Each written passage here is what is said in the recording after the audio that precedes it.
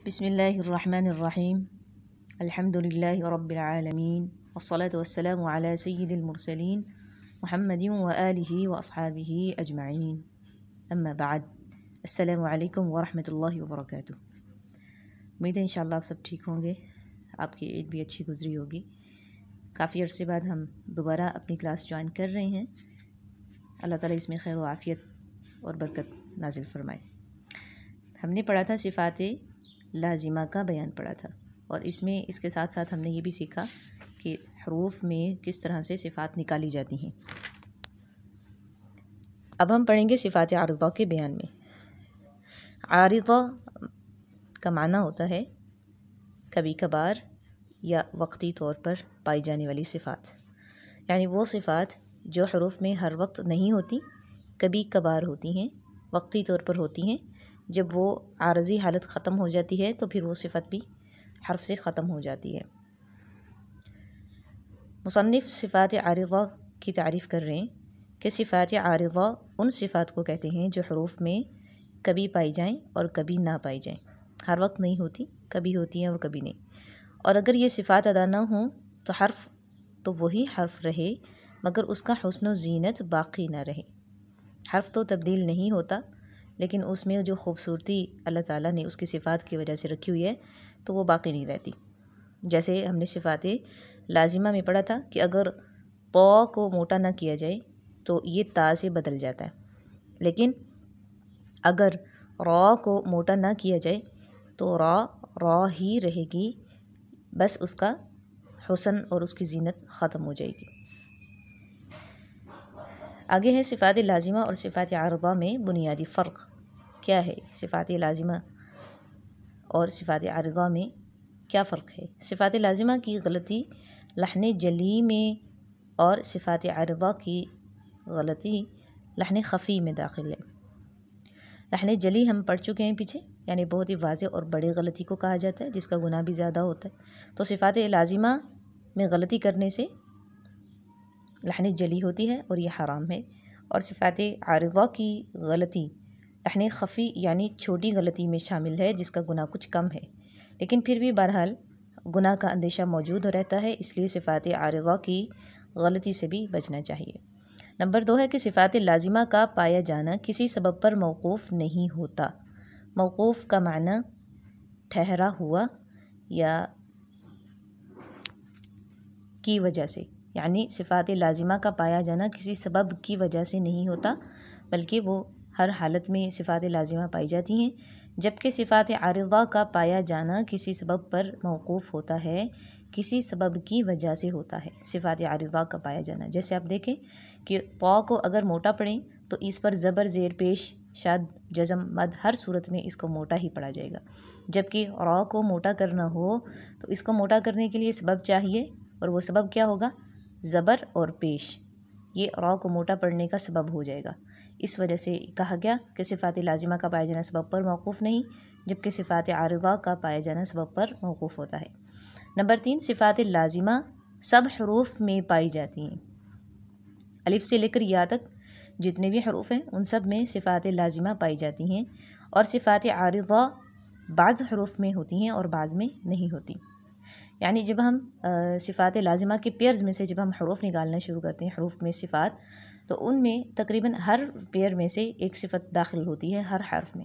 इस तरह हर पेयर में से 5 सिफ़ात हर हर्फ में पाई जाती हैं। तो सिफ़ात लाजिमा तमाम हरूफ में जमा हो गई, जबकि सिफ़ात आरिज़ा जो हैं बाज़ हरूफ में होती हैं, सारे हरूफ में नहीं होती। और अलिफ से लेकर या तक कुछ हरूफ हैं जिनमें होती हैं, और तकरीबन उनकी तादाद 8 है, जिसका मजमुआ औ यरमलानी है। औ यरमलानी ये सिफ़ात आरिज़ा के हरूफ का मजमुआ है। फिर है नंबर 4 की सिफ़ात लाजिमा हरूफ में हर वक्त और हर हाल में पाई जाती हैं। जैसे आपको पहले मिसाल दी थी कि तो हर हाल में मोटा होता है, ज़बर ज़ेर पेश शाद मद की सूरत में, जबकि सिफ़ात आरिज़ा हरूफ में कभी पाई जाती हैं और कभी नहीं होती। अगर रॉ पर ज़बर आएगी तो रॉ मोटी होगी, रॉ पर पेश आएगी तो रॉ मोटी होगी, रॉ पर ज़ेर आएगी तो रॉ बारीक हो जाएगी, फिर वो हर हाल में मोटी नहीं होगी, कभी मोटी हो रही है कभी बारीक हो रही है। मुजव्विदीन के नज़दीक मशहूर सिफ़ात आरिदा ये हैं, यानी मुसन्निफ़ कह रहे हैं कि कुछ सिफ़ात उन्होंने बताई हैं जो किताब में लिखी गई हैं। किताब में 11 हैं, लेकिन अक्सर किताबों में इनकी तादाद 12 लिखी जाती है। नंबर 1 है तफ़ख़ीम। तफ़ख़ीम माना मोटा पढ़ना। नंबर 2 तरक़ीक़, बारीक पढ़ना। नंबर 3 इदग़ाम, एक हर्फ़ को दूसरे हर्फ़ में दाखिल करना। नंबर 4 इक़लाब, हर्फ़ को बदलना। नंबर 5 इख़फ़ा, नून और मीम की आवाज़ को छुपाना। नंबर 6 गुन्ना ज़मानी, यानी एक अलिफ के बराबर गुन्ना करना। नंबर 7 सिला, खींचना, हर्फ़ को खींच के पढ़ना। नंबर 8 तसहील, हमज़ा को सहल से सहूलत से पढ़ना, नरमी से पढ़ना। नंबर 9 इब्दाल, बदलना, हमज़ा को बदलना। नंबर 10 हज़फ़, गिराना, हज़फ़ का माना गिराना, हमज़ा को गिरा कर पढ़ना। नंबर 11 मद्दे फ़रई, एक अलिफ से ज़्यादा मद करना। जहाँ पर एक अलिफ से ज़्यादा मद हो रही होगी उसको मद्दे फ़रई कहेंगे। और फिर मद्दे फ़रई के आगे अक़साम है, जैसे मद्दे मुनफ़सिल, मद्दे मुत्तसिल, वाजिब, लाजिम वग़ैरह वग़ैरह। यहाँ एक सिफ़त जो है वो नहीं लिखी हुई किताब में। अगर बाज़ लोगों के पास दूसरी किताब हो, नया एडिशन, तो उसमें मुमकिन है कि ये सिफ़त मौजूद होगी। सिफ़त इज़हार, यानी नून और मीम को ज़ाहिर करके पढ़ना। ये वो सिफ़ात हैं जो क़ुर्रा के नज़दीक मशहूर हैं और हरूफ में ये पाई जाती हैं। ये 12 सिफ़ात 8 हरूफ में पाई जाती हैं अव और मलान के मजमुआ में। अब जो मुसन्निफ़ इसकी तारीफ़ बयान करेंगे और जिस तरतीब से सिफ़ात बयान करेंगे, तो ये बिल्कुल वैसे है जैसे मुसन्निफ़ ने किताब में सिफ़ात की तरतीब रखी है। यानी सिफ़ात आरिज़ा में सबसे पहली सिफ़त तफ़ख़ीम है, फिर तरक़ीक़ है, फिर इदग़ाम है, इक़लाब है। तो इसी तरह मुसन्निफ़ ने अपनी किताब की इब्तिदा जो है वो सिफ़ात की इब्तिदा इसी तरतीब से की हुई है। तो सबसे पहले तफ़ख़ीम और तरक़ीक़ का बयान आ गया है। तफ़ख़ीम क्या है? मोटा पढ़ना, यानी लाम की तफ़ख़ीम व तरक़ीक़ की क़वाइद, यानी लाम कब मोटा होगा, कब बारीक होगा, इसके क़ायदे हैं कुछ, ये याद कर लीजिए तो आपको कुरान पढ़ने में इंशाअल्लाह आसानी होगी। तफ़ख़ीम, लफ्ज़ अल्लाह के लाम में तफ़ख़ीम व तरक़ीक़ होती है। इस बात से ये पता चलता है कि लफ्ज़ अल्लाह की लाम ऐसी है जो कभी बारीक होती है और कभी पुर होती है। इसके अलावा जितने भी लामात हैं, जितनी भी लाम आएंगी कुरान में, वो सब बारीक पढ़ी जाएंगी। यहाँ हाशिया भी दिया हुआ है मुसन्निफ़ ने, आप वो देख लीजिए कि लफ्ज़ अल्लाह के लाम के सिवा बाकी सब लामात बारीक अदा होते हैं। यहाँ लामात जमा का लफ्ज़ इसलिए बोला गया कि लाम ग्रामर की ज़ुबान में कई तरह से हैं। वो लिखने में तो एक होता है, लेकिन उसकी तारीफ़ अगर करना चाहें तो वो 2-3 तरह से उसकी तारीफ़ होती है।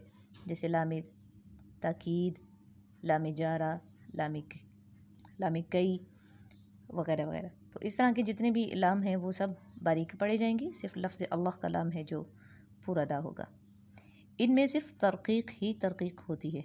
जो लाम लफ्ज़ अल्लाह के अलावा हैं उनमें तरक़ीक़ ही तरक़ीक़ होती है।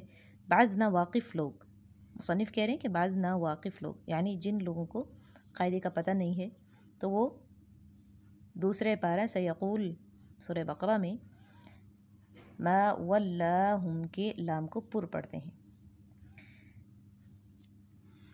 क्योंकि इसकी आवाज़ लफ्ज़ अल्लाहुम्मा के मुशाबह होती है।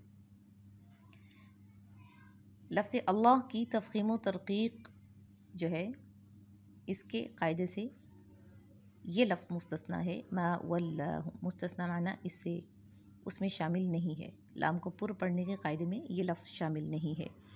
ये लफ्ज़ में असल में मा अलग लफ्ज़ है, वल्ला अलग से एक लफ्ज़ है, और हुम एक अलग से है। तो तीनों को मिलाकर पूरा लफ्ज़ मा वल्लाहुम बन गया है, जो कि अल्लाहुम्मा के मुशाबा महसूस होता है। तो इस वजह से इसके मुशाबा होने से बाज़ लोग इसको पुर पढ़ देते हैं, मा वल्लाहुम पढ़ देते हैं। तो ये गलती है, इसका ख्याल कीजिएगा जब आप कुरान पढ़ेंगे तो आप ये गलती ना करें।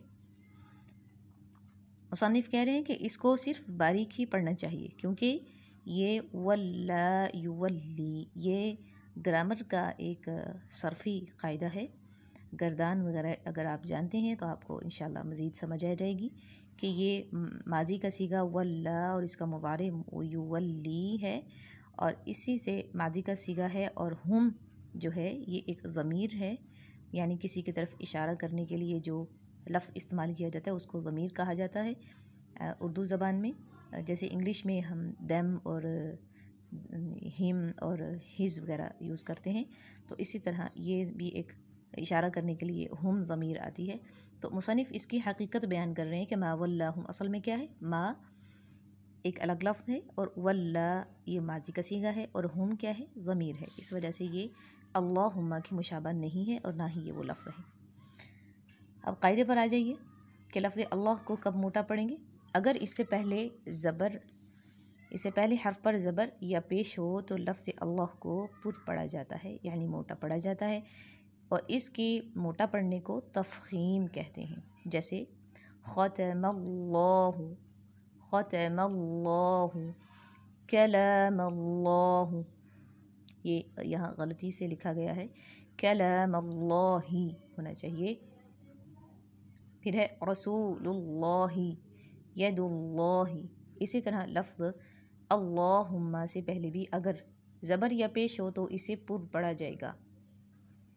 ये भी इसका भी कायदा बिल्कुल वही है जो लफ्ज़ अल्लाह का है। हकीकतन ये दोनों अल्फाज ही एक जैसे हैं। फ़र्क इनमें यह है कि जब अरब लोग अल्लाह ताला को पुकारते, अल्लाह ताला से दुआ मांगने के लिए, तो वो लफ्ज़ अल्लाहुम्मा इस्तेमाल करते किसी भी दुआ के शुरू में। तो आप देखिएगा कि जब हम दुआएं याद करते हैं तो उसके शुरू में अक्सर लफ्ज़ अल्लाहुम्मा ही आता है, अल्लाह नहीं आता, सिर्फ अल्लाहुम्मा आता है। और लफ्ज़ अल्लाहुम्मा से हमारी दुआ की शिद्दत और हमारी तशनीगी ज़ाहिर होती है। इस वजह से ये लफ्ज़ दुआओं में अक्सर इस्तेमाल हुआ है। इसकी कुरान में मिसाल जो है देखिए कि मसलन मरियमल्लाहुम्मा, अब ये भी लफ्ज़ जो है पूरा पढ़ा जाएगा, लाम जो है पूरा अदा होगी। क़ालुल्लाहुम्मा, क़ालुल्लाहुम्मा। इसमें देखिए क़ालू एक लाम है और अल्लाहुम्मा इसमें दूसरी लाम है। अगर हम इसको हकीकतन खोल कर देखें तो क़ालू की एक लाम है और अल्लाहुम्मा में दो लाम दिखे हुए नज़र आ रहे हैं। तो इसमें पहली लाम जो है क़ालू की वो बारीक अदा होगी, और जो अल्लाहुम्मा लाम दो नज़र आ रहे हैं ये दोनों ही पूरा अदा होंगे। ऐसा नहीं होगा कि क़ालू के साथ अल्लाहुम्मा की जो पहली लाम है उसको बारीक अदा किया जाए और फिर उसके अंदर जो दूसरी लाम है खड़ी ज़बर वाली उसको बारीक पढ़ा जाए, पुर पढ़ा जाए। ऐसा नहीं होगा। जैसे अब देखें गलती कैसे होगी, लुल्ला, ऐसे नहीं होगा। इसको पढ़ेंगे लुल्ला, दूसरी दोनों लाम मोटी, पहली लाम बारीक होगी। इसकी मोटाई को भी तफ़ख़ीम कहते हैं। फिर है तरक़ीक़। अगर लफ्ज़ अल्लाह या अल्लाहुम्मा से पहले हर्फ पर ज़बर हो, हर्फ पर ज़ेर हो, तो इसे बारीक पढ़ा जाता है। जैसे युवफ़्फ़िक़िल्लाहु, अब इसमें देखिए लाम से पहले ज़ेर है तो इसको बारीक अदा किया जाएगा। और सबीलिल्लाहि, ये भी लाम जो है अल्लाह की जो लाम है ये बारीक होगी, और इससे पहले सबील की लाम भी बारीक होगी। लिहाजा ये तीन लाम इकट्ठे हो गए हैं, सबील की लाम और अल्लाह की दो लाम, तो तीनों को ही बारीक अदा किया जाएगा। क़ुलिल्लाहुम्मा, अब इस लफ्ज़ में भी अल्लाहुम्मा से पहले ज़ेर है, लिहाजा इसको भी बारीक ही अदा किया जाएगा। इसे तरक़ीक़ कहते हैं। जिस लफ्ज़ अल्लाह की लाम को पूर पढ़ा जाए उस पुर अदायगी की वजह से उसे कहते हैं मुफ़ख़्ख़म, यानी लाम क्या होता है, मुफ़ख़्ख़म। जैसे आप देखें ख़तमल्लाहु, इसमें लाम क्या है, मुफ़ख़्ख़म है, मोटा है। कलामल्लाहि, इसमें भी लाम मुफ़ख़्ख़म है, और जो लाम बारीक होगा उसको तरक़ीक़ की वजह से मुरक़्क़ कहेंगे। मुरक़्क़ यानी युवफ़्फ़िक़िल्लाहु, अब इसमें जो लाम बारीक हो रहा है इसको कहेंगे लाम मुरक़्क़ है, यानी लाम बारीक है। वमा तौफ़ीक़ी इल्ला बिल्लाह। इंशाअल्लाह अगला सबक आपको अगले लेसन में पढ़ाएंगे और आपकी तफ़हीम व तहक़ीक़ के क़वाइद होंगे। आप कोशिश कीजिएगा कि आपको ये क़वाइद याद हों और जो बात ना समझ आए वो पूछ लीजिएगा। अस्सलामु अलैकुम व रहमतुल्लाहि व बरकातुहू।